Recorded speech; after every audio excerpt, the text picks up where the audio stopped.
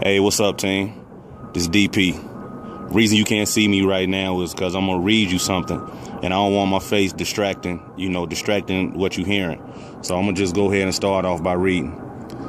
The number 30, the biblical meaning of the number 30. The number 30, being 3 times 10, denotes a higher level of perfection of divine order, as marking the right moment.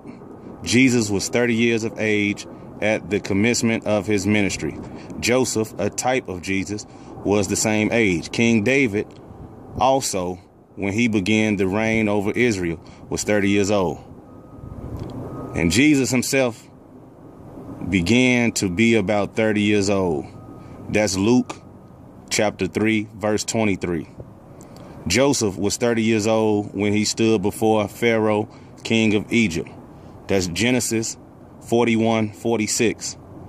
David was 30 years old when he began to reign and reigned for 40 years. That's 2 Samuel 5:4.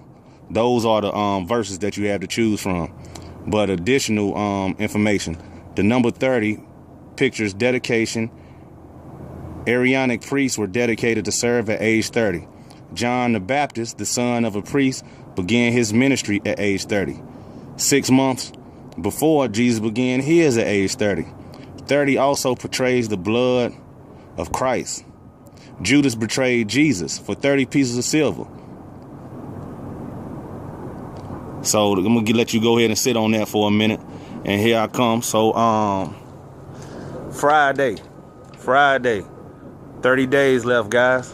30 days left. We made it this far. You can make it to these next 30, right? So I hope y'all can chew on them verses for a minute. But 30 is an important number, man, as you see. And I heard a saying, the first 30 for learning and the second 30 for earning. And that's referring to life, right? I know we ain't had 60 days in Lent, so I can't really give you the first 30. But hopefully the first 16, you guys were, getting familiar and all that. Learning what you were going to do. We kind of been going over some verses. I kind of, gave you a little bit of me. So these next 30, we need to get serious. We need to get in the game. Like, we need to go hard or go home. If you go do it, you go do it. And now is the time to do it. I brought it back to the rooftop where I was at in the first video. Somebody told me my videos was falling off, so I had to come back to the basics, right? But it's fine. I need that. Like I say, I welcome all criticism. Positive and negative criticism. That's the only way I'm going to get better, right? But listen to what I'm saying. Are you going to be the same person in 30 days that you are today? Are you going to be the same person in 30 days as you are today? Now, I'm going to tell you right off the bat, you should not be. Because like I say, this grind time, this crunch time, we about to get it in these next 30. So you need to get on the ball if you haven't been. If you've been slipping here and there, okay, fine. Some people can't just jump in and go all the way. But hey, it's time to get serious, guys. It's time to go hard or go home, like I said before. So, give you another example. Like,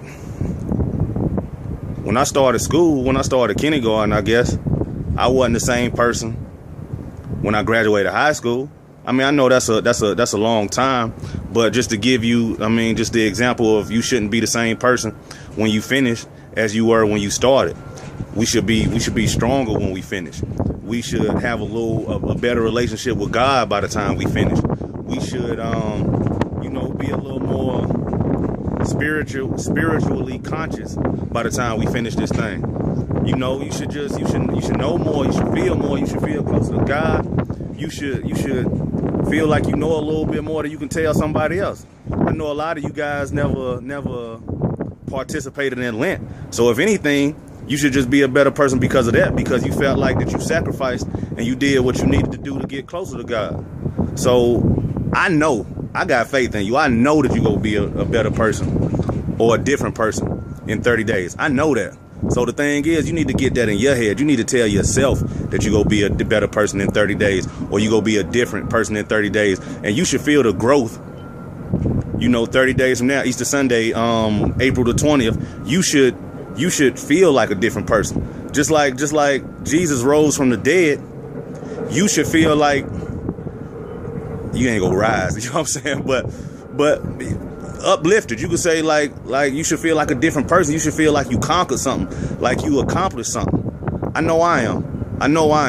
So I hope you guys are, once again, staying dedicated, staying disciplined. I hope you talk to your kids again today. I know we talked about involving your kids when we talked about they are watching, and we did Proverbs 22:6. I know we did that. I don't know if you guys been staying consistent with that, but hey, check back in with your kids. Bring them in there, watch the video with you. Challenge them for the next 30 days. Make them be better kids. Make them listen a little more. Let's be dedicated. That's another challenge, guys. I know I'm giving y'all a lot of things, and a lot of y'all got enough responsibilities with your kids and everything. But hey, just like we praying 3 times a day, just like we being a little cautious of the way that we treat and talk to our kids. This is another one. Focus on being a better person in the next 30 days. I'm telling you, you can do it. I can do it. We can do it together. This is a team, guys. And just imagine this time next year.